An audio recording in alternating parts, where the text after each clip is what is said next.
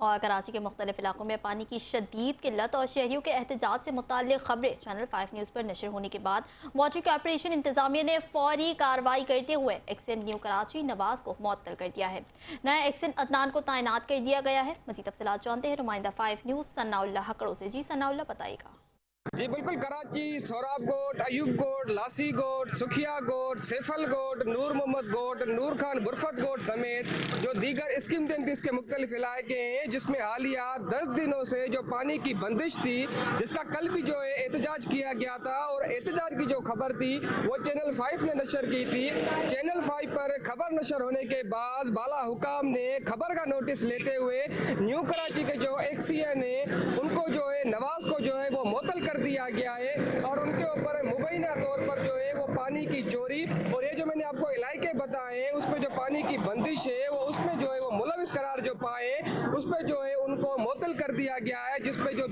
دوسرا جو ایکسین ہے وہ ان کا عدنان نام ہے، اس کو تعینات کر دیا گیا ہے۔ اس حوالے سے جب ہم نے نئے ایکسین سے گفتگو کی تو ان کا کہنا تھا کہ جو 10 سے 11 دنوں کی جو پانی کی بندش ہے وہ آج رات تک یا کل صبح تک پانی کی جو فراہمی ہے وہ شروع کر دی جائے گی۔ دوسری جانب شہریوں نے چینل 5 کو جو ہے نا اور اس کی ٹیم کو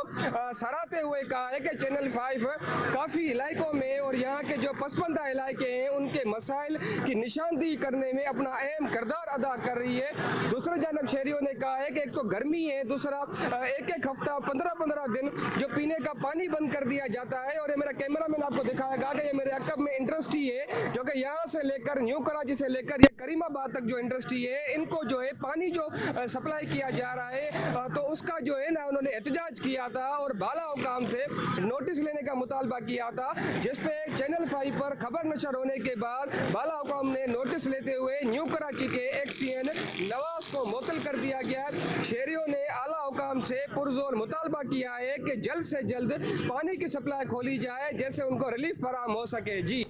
تفصیلات کے لیے بہت شکریہ۔ اسی کے ساتھ نیوز بلیٹن سے فی الوقت کے لیے اتنا ہی۔ دیکھتے رہیے